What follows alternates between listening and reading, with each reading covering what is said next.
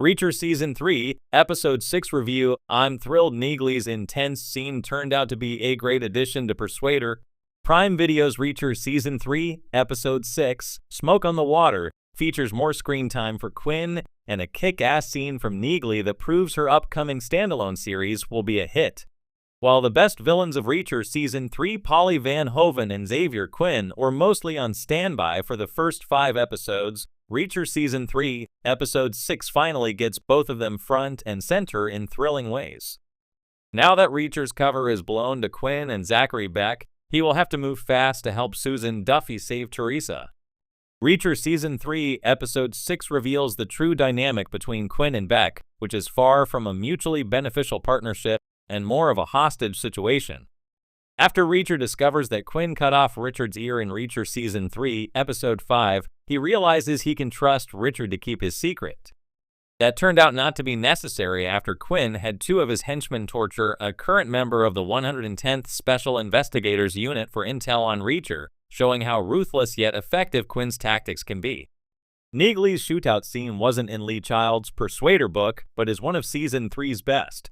The plot develops rapidly in the 6th episode of Reacher Season 3, making for a bit of a jumpy viewing experience. That said, I'm thrilled series developer Nick Santora found a great way to implement Frances Neagley's character, even though she was not included in Lee Child's Persuader book, which Reacher Season 3 is based on. In the 2 scenes that she's in, Neagley offers both tactical skill and hilarious one-liners, which makes the prospect of her upcoming standalone Amazon series all the more promising. Neagley offers both tactical skill and hilarious one-liners, which makes the prospect of her upcoming standalone Amazon series all the more promising. Reacher Season 3, Episode 6 also reveals a dark side to Reacher's love interest and psychic Susan Duffy, who opts to leave one of Quinn and Beck's guys on a burning boat to die. Duffy hasn't had the best chemistry with Reacher compared to his previous love interests, but her aggressive go-getter attitude usually falls somewhere between admirable and hilarious. Duffy's continuous denial of her clear interest in Reacher has been one of the funnier aspects of her character, and offers a nice change of pace from past seasons. Quinn is proving to be a downright terrifying and surely psychopathic villain in Reacher Season 3. While it was already clear what Quinn was capable of through his brutal treatment of LT, Dominique Cole in Reacher Season 3, Episode 4, seeing him in the present-day timeline on the verge of an apparent breakdown makes him more unsettling than any previous Reacher TV villain. I'm surprised Reacher didn't take the first shot he could have at Quinn, but he will hopefully have a better opportunity to make Quinn remember his and LT. Cole's names. The friendly relationship between Reacher and Richard Beck that started the plot of Reacher Season 3 offers some of the more wholesome moments in the series, especially after the abrupt death of Beck's maid Annette, who was revealed to be an ATF agent. Reacher trusting Richard now means that he will likely try to save him, and maybe even Zachary, from Quinn's death grip. Now that both Reacher and Duffy are more motivated than ever before, they will likely exhaust all possible resources to take Quinn out. Whatever Reacher Season 3 lacks in character chemistry, it makes up for in gripping action sequences and series' best villains. Another standout scene was Reacher stealthily killing some Quinn henchmen in the darkened woods, bringing the series back to Reacher's epic facepaint murder spree from Season 1. Whatever Reacher Season 3 lacks in character chemistry, it makes up for in gripping action sequences and series' best villains. Even though watching Reacher undercover was thrilling and suspenseful thus far, I'm looking forward to seeing Reacher in his true fearless form again now that the cat's out of the bag. Reacher Season 3 continues to adapt Persuader, one of Lee Child's most brutal and psychologically driven novels, with a sharp cinematic flair. But Episode 6 takes it a step further, not only advancing the plot with a brutal momentum that fans expect from the series, but also carving out a powerful moment for Frances Neagley that was never in the book. And I'm thrilled it did. Let's set the stage. By Episode 6, Reacher is already neck-deep in his undercover operation within Zachary Beck's crime ring, playing a dangerous game with DEA agents, corrupt businessmen, and the looming shadow of Francis Xavier Quinn. Tension has been steadily building, and just when it seems like the story couldn't get more claustrophobic, the writers throw us a wild card, an original scene with Neagley that not only fits perfectly within the Persuader narrative, but enhances it. In the books, Neagley doesn't appear in Persuader at all. Her absence makes sense in the original context. Reacher is operating solo, far off grid. But the show's decision to rewrite that isolation and include Neagley could have easily backfired.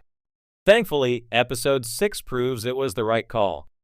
Neagley's intense confrontation with Beck's enforcers, one that plays out in a dimly lit warehouse with low camera angles and an echoing soundscape, is a standout. It's raw, personal, and deeply satisfying.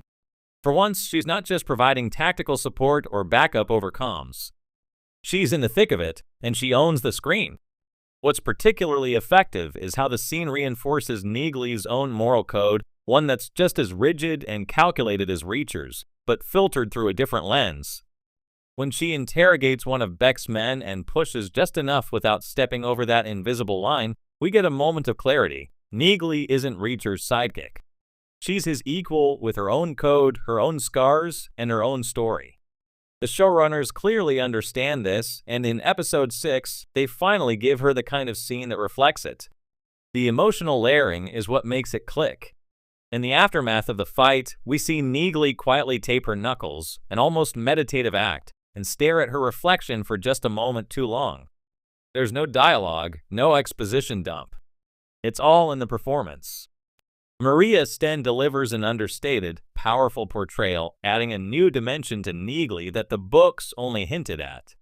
What's also fascinating is how this scene impacts Reacher himself. When he learns what Neagley has done, interrogating and neutralizing a key player off the books, it forces him to confront his own method of operating. There's a brief, silent exchange between them later in the episode that says everything: admiration, concern, and maybe even a little fear.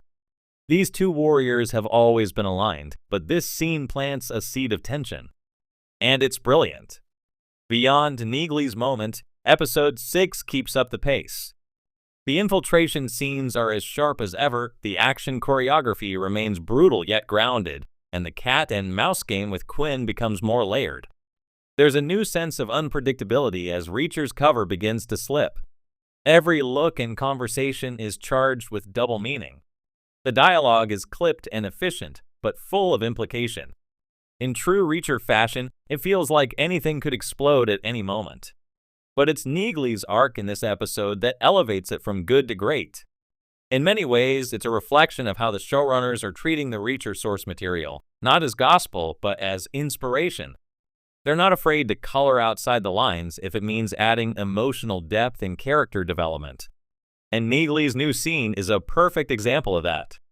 Book purists might bristle at deviations like this. But as someone who's read Persuader multiple times, I didn't just accept the change, I welcomed it. This isn't a betrayal of Lee Child's vision, it's an evolution of it.